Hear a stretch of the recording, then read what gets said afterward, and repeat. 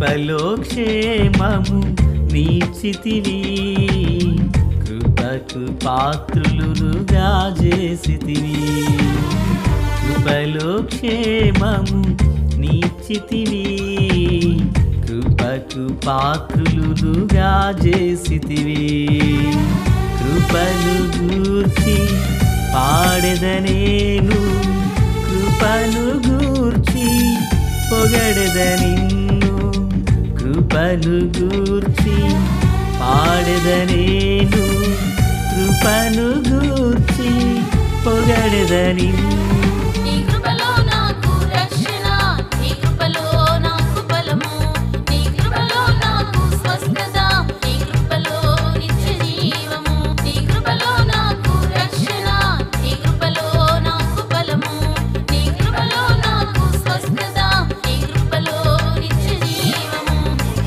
కృపలో క్షేమము నీచితివి, కృపకు పాత్రులుగా చేసితివి.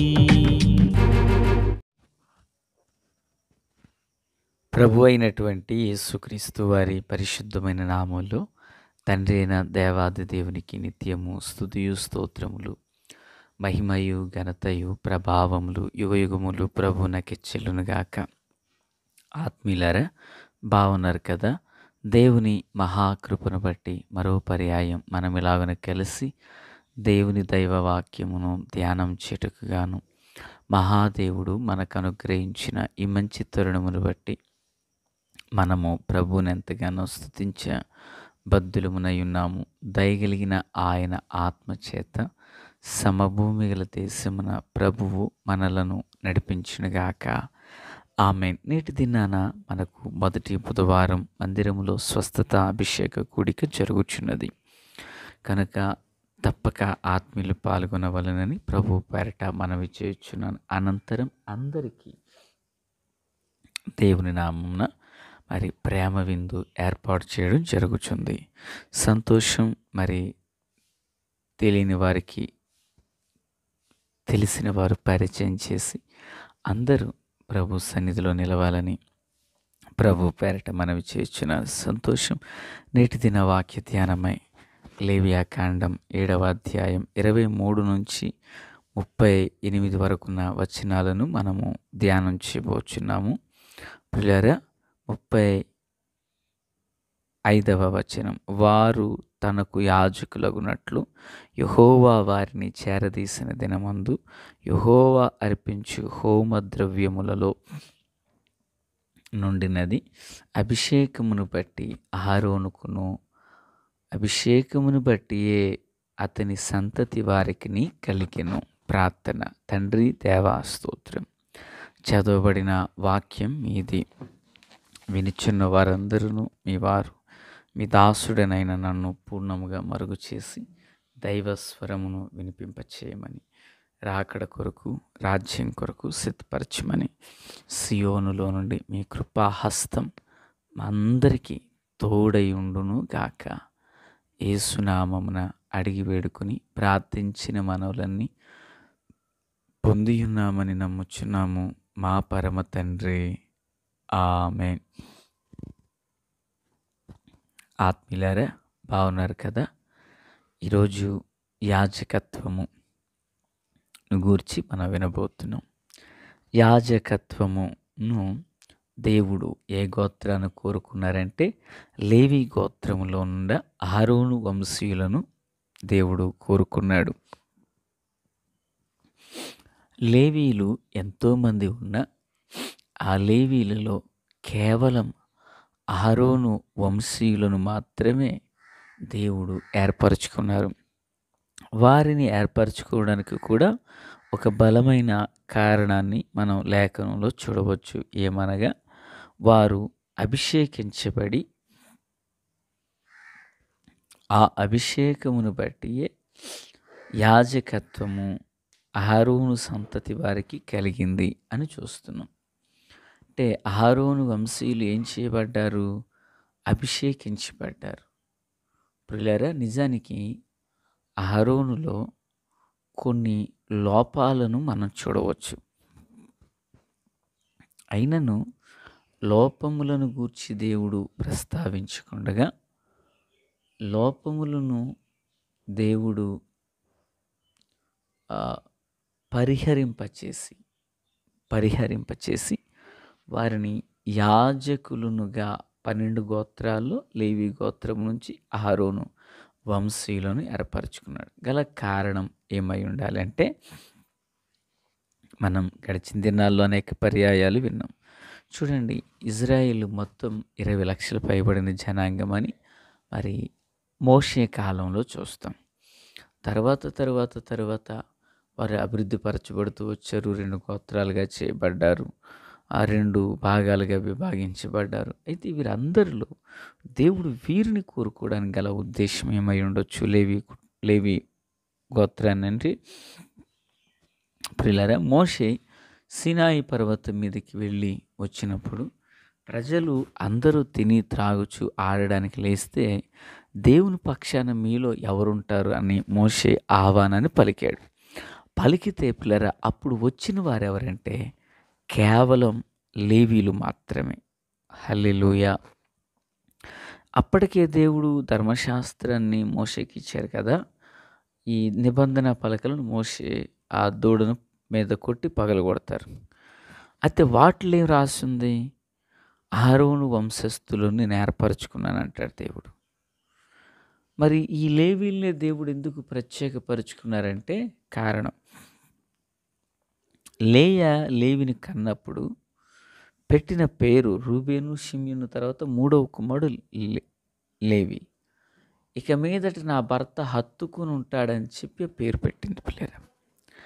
అంటే ఈ గోత్రం దేవుని హత్తుకుని ఉండాలని ఆ తల్లి తలంపులలో ఉంది.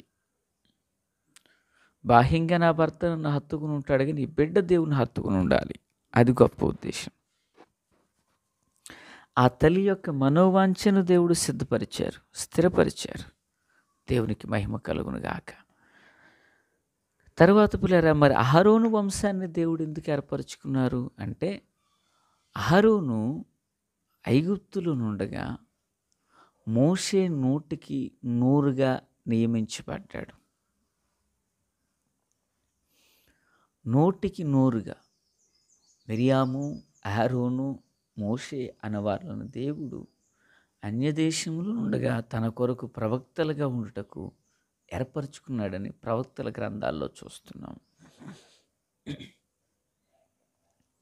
కనుక పిల్లరా, ఇప్పుడు వారు యాజకులుగా నియమించబడ్డారు. అంటే దేవుని యొక్క పిలుపు అహరోనుకున్నది.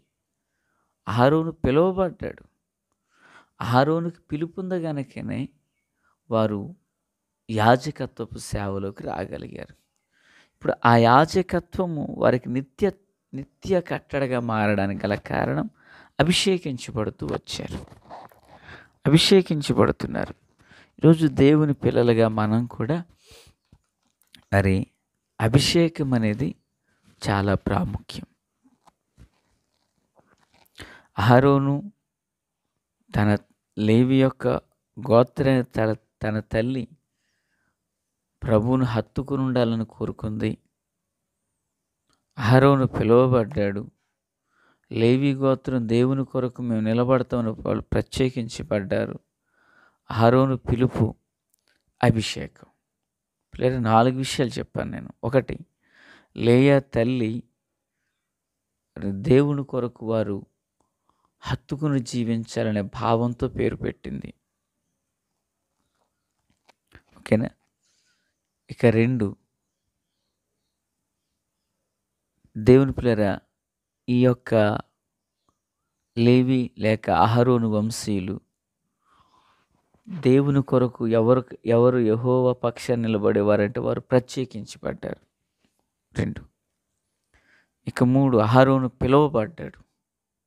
4, అహరోను వంశీయులు అభిషేకించబడ్డారు. ఈరోజు ఈ విషయాల్లో మనం గమనించినట్లయితే 1, ప్రతిష్టత ఉంది. 2, ప్రియులారా, అభిషేకం ఉన్నది, పిలుపు ఉన్నది. 3, తమ్మును తామే దేవుని కొరకు ప్రత్యేకపరుచుకునే విధానం ఉంది. ఇవి ఎప్పుడైతే ఒక విశ్వాసి అనుదిన జీవితంలో, ఆత్మ సంబంధమైన జీవితంలో ఇటు వైరాగ్యాన్ని కలిగి ఉంటాడో ప్రియులారా, అప్పుడు నూతన నిబంధన యాజకత్వపు విధానంలోకి నడిపించబడతాడు. దేవునికి మహిమ కలుగునుగాక. నూతన నిబంధనలో అందరూ రాజులైన యాజక సమూహము అంటూ ప్రభు మాట్లాడతారు. చూడండి, నిర్గమాకాండ 40వ అధ్యాయం 13-15లో, అహరోను నాకు యాజకుడగునట్లు అతనికి ప్రతిష్ఠిత వస్త్రములను ధరింపచేసి అతనికి అభిషేకము చేసి అతని ప్రతిష్ఠింపవలెను. మరియు నీవు అతని కుమారులను తోడుకుని వచ్చి వారికి చొక్కాయలను తొలగించి, వారు నాకు యాజకులగుటకై నీవు వారి తండ్రికి అభిషేకము చేసినట్లు వారిని అభిషేకము చేయుము. వారి అభిషేకము తరతరములకు వారికి నిత్యమైన యాజకత్వ సూచనగా ఉండును. దేవునికి స్తోత్రం. ప్రియులారా, నిత్యము వారికి యాజకత్వం అప్పగించబడింది. ఎందుకంటే వాళ్ళు ప్రతిష్ఠించుకున్నారు. తన తల్లి అలా ప్రతిష్ఠించింది. వీళ్ళు ప్రత్యేకంగా ఉండాలి.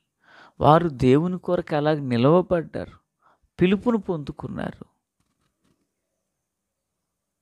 తమ్మును తాము దేవుని కృప కొరకు అప్పగించుకొనగా దైవజనుడైన మోషే వారిని అభిషేకించాడు. ఈ 4 అర్హతలతో వారు యాజకత్వంలో తరతరాలు నిత్యమైన కట్టడగా ఉన్నారు. మరి ఈ మాటలు వించిన ఆత్మీయులారా, నూతన నిబంధన యాజకత్వమునకు మనం రావాలంటే ఈ ఆత్మ సంబంధమైన అనుభవాలలో మనం నడిపించబడాలి. ఆ అనుభవాలే దేవుని కృపకు మనలను వారసులుగా చేస్తాయి. ఆ కృపతో దేవుడు మనలను దీవించునుగాక. ఆమేన్. తండ్రి దేవా స్తోత్రం. దీవించి ఆదరించి కృపతో బలపరిచి పరిశుద్ధపరిచి పవిత్రపరిచి కల్వరి రక్తంతో శుద్ధి చేసి మేలు చేత నింపి నడిపించండి. దినచర్యలో తోడై ఉండండి. యేసు నామమున ఆమేన్. Praise the lord.